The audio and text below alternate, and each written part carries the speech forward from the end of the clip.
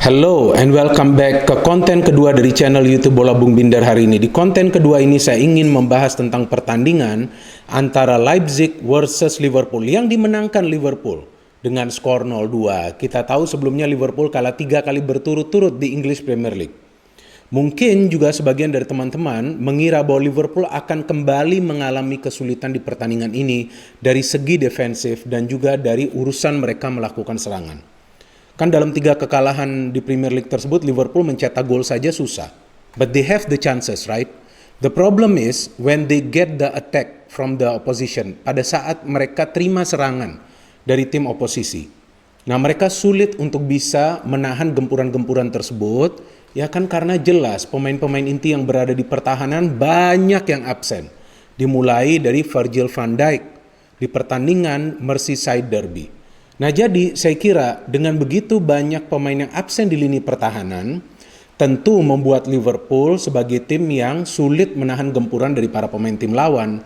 Jadi pada saat sebuah tim menyerang dan mereka tidak bisa mengkonversikan peluang-peluang yang mereka peroleh, ya sebaiknya juga dari segi defense mereka harus solid. Ya, jadi dengan demikian mereka juga bisa menghindari kekalahan. Tapi kan di Liverpool serangan bagus. Ada beberapa peluang yang bisa mereka ciptakan di 3 game tersebut yang mereka kalah 3 kali berturut-turut. Tapi pada saat para pemain dari tim lawan serang, kan tampak panikan tuh. Para pemain Liverpool yang berada di defense. Dan juga para pemain Liverpool yang berada di defense, tidak semuanya di posisi center back ditempati sekarang ini oleh pemain-pemain yang memang merupakan natural center backs. Ada beberapa pemain muda juga di skuad Liverpool, tapi pada saat mereka diberikan kesempatan tampil, mereka juga sering melakukan kesalahan. Jadi ya bagi Klopp, kita tahu kan ia meminjam satu pemain center back dan juga membeli satu pemain center back.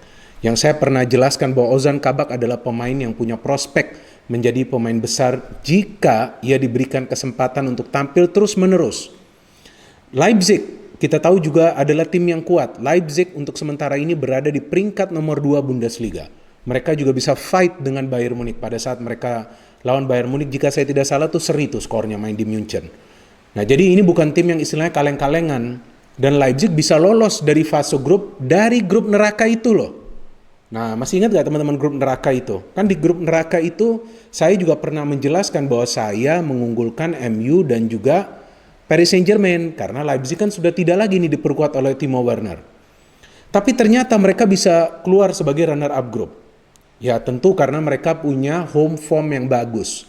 Mereka bisa kalahkan Paris, mereka bisa kalahkan MU di kandang sendiri. Dan mereka bisa menang di Başakşehir di saat MU kalah lawan Başakşehir di kandang Başakşehir. Jadi ya kekuatan dari Leipzig ini adalah kolektivitas di antara para pemain pada saat mereka bermain untuk menyerang dan juga bertahan. Jadi bertahannya ini bisa 6 orang, menyerangnya bisa 4 orang secara bersamaan. Tentu sulit bagi para pemain tim lawan untuk mengantisipasi, memonitor, mengawasi gerakan para pemain Leipzig. Tapi pelatih Liverpool juga kan asal Jerman, Jurgen Klopp, yang kita kenal. Awalnya menerapkan taktik gegenpressing. Pressing tapi juga menyerang.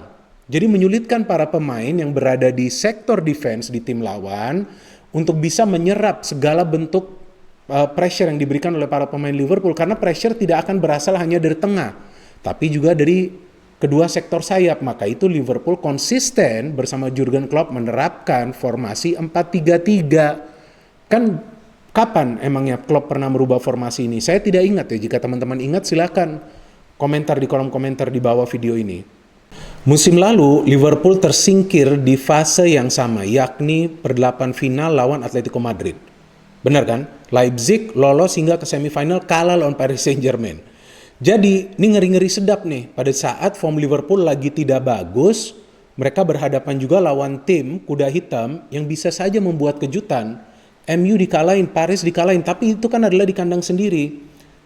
Pertandingan ini dimainkan di venue netral, yakni di Hongaria, di kota Budapest. Ya tentu ada sebuah keuntungan dong bagi Liverpool bahwa mereka bisa bermain di venue netral. Kalau venue netral, jangan pernah ragukan Liverpool.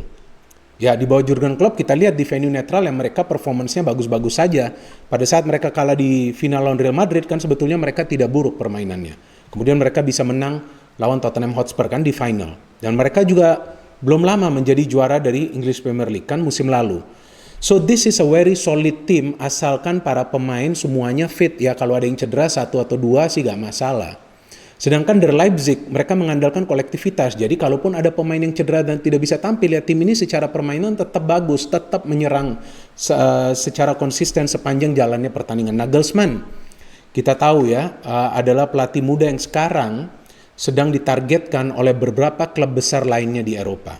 Yang menarik dari Leipzig bahwa 2 striker mereka ini tidak pernah hanya menunggu bola di depan, tapi mereka juga ikut terlibat dalam proses membangun serangan. Secara permainan Liverpool jauh lebih unggul, Liverpool lebih banyak menciptakan peluang. Tapi problemnya pada saat mereka tidak bisa melakukan finishing dari peluang-peluang mereka. Salah mendapatkan peluang, ya kan sudah berhadapan dengan Gulaschi, kemudian Mane mendapatkan peluang pada saat Firmino memberikan umpan dan Firmino, Mane serta Salah kerjasamanya bagus di game ini. Betul Leipzig ada peluang, tapi saya melihat hanya 1 peluang berbahaya itu di babak pertama. Yang kena tiang kan sundulan dari Olmo ya, umpannya dari Angelino. Angelino akan teror tren terus nih, tapi bagus juga nih tren di game ini ya. Tidak termakan oleh gocekan-gocekan atau pergerakan cepat dari Angelino. And then apa sih yang sebetulnya dicari oleh Klopp? Saya tidak yakin bahwa Klopp hanya ingin hasil seri, ia ingin menang. Cetak gol tandang. Ya, dan kita lihat bagaimana Liverpool tetap menyerang di babak kedua meskipun Leipzig yang mendapatkan kesempatan terlebih dahulu kan. Nkunku tuh sudah berhadapan dengan Alisson dan ia mendapatkan umpan yang bagus banget, akurat, manja, manis lah istilahnya dari Dani Olmo. Tapi Alisson adalah penjaga gawang yang mentalnya kuat. Walaupun ia telah beberapa kali melakukan kesalahan dan ia diberikan kepercayaan oleh Klopp, lihatlah bagaimana penampilannya di game ini. Luar biasa. Penjaga gawang juga bisa punya off day kan. Bisa saja melakukan blunder. Tapi untuk meningkatkan kepercayaan dirinya, ya pelatih juga perlulah memberikan kesempatan. Kecuali kesalahannya ini adalah pada saat memang tim bermain dengan full team. Ya kan? Terus sebetulnya tim ini melakukan serangan-serangan dan mencetak banyak gol. Tahu-tahu kemasukan karena blunder.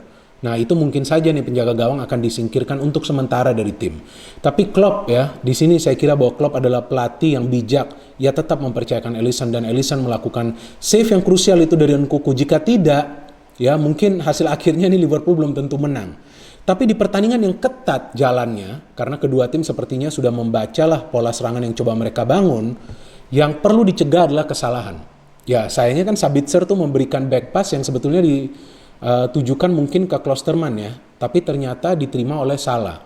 Ya sulitlah Klosterman mengejar Salah kan, cepat tuh Salah larinya. Dan dia bisa mencetak gol dalam situasi one on one lawan Gulaschi. And then the second goal ya, Curtis Jones nih yang sering dikritik. Saya selalu menjelaskan bahwa Curtis Jones nih secara attacking bagus. Ya bisalah memberikan kontribusinya asalkan ya tidak diberikan beban atau pressure untuk juga ikut bertahan. Ya kan ada pemain juga yang bermain di tengah sulit untuk ikut bertahan. Dan Curtis Jones menunjukkan kapasitasnya sebagai pemain yang bisa memberikan umpan-umpan akurat dengan long ball-nya. Upamecano tuh sebenarnya ingin halau. Wah sayang banget ya ia miss. Padahal kan kita tahu bahwa ia adalah pemain belakang yang tangguh. Di babak pertama mainnya bagus. Ya tapi kan bisa saja pemain terbaik pun di dunia melakukan kesalahan. Kan bisa saja, bisa juga gagal penalti. Sayang juga Upamecano melakukan kesalahan tersebut sehingga Mane bisa mendapatkan umpan dari Curtis Jones dan mencetak gol sama seperti Salah berhadapan one on one dengan Gulaschi. Artinya Salah dan Mane jika on form, Liverpool menjadi tim yang paling sulit dikalahkan di Eropa saat ini. Jadi kerjasama antara Mane, Salah plus Firmino harus bagus. Ya, dan yang paling penting dari chances yang mereka create, mereka harus bisa mencetak gol karena defense mereka belum full team. Ozan Kabak, ya kan? Kita lihat penampilannya bagus di game ini. Agresif, begitu banyak clearance ia lakukan, begitu banyak tackling ia lakukan. Bahkan dia juga dilanggar kan oleh Nkunku jika saya tidak salah. Sehingga Nkunku mendapatkan kartu kuning. Ya dia juga melanggar sih. Pemain lain saya lupa siapa. Akhirnya dia mendapatkan kartu kuning. Tapi memang perlu keras. Henderson bagus mengatur di belakang. Ya artinya Klopp ini adalah pelatih yang memang membutuhkan pemain-pemain yang ia andalkan agar Liverpool bisa menampilkan permainan terbaiknya dan meraih hasil akhir yang positif. Jadi saya juga bingung pada saat Liverpool kalah itu 3 pertandingan berturut-turut di Premier League. Rame nih di medsos. Klopp out. Sudah saatnya Klopp out. Saya kira salah ya. Karena belum saatnya tagar Klopp out itu beredar di sosial media. Klopp memberikan begitu banyak gelar bagi Liverpool. Dimulai dari Liga Champions, dimulai dari Premier League, dan sekarang Liverpool sebetulnya menjadi tim yang disegani. Ya wajarlah jika mereka sulit menang karena kan tidak full tim. But Klopp is not flop. Ya, ini penegasan saya di konten ini. Klopp is not flop, and Klopp akan klop dengan Liverpool. Ya, karena sistem permainannya sudah dimengerti oleh para pemain. Tapi pada saat memang defensive line belum full team, ya tentu Liverpool tetap akan mengalami kesulitan from game to game. Bagaimana caranya untuk mengantisipasi ini? Di game ini, teman-teman perhatikan, Thiago fully fokus untuk membantu pertahanan, fully fokus sebagai pelapis. Itu sangat bagus.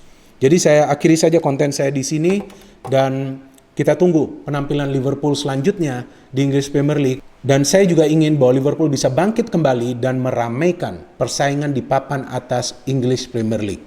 No hate, only football, salam sepak bola.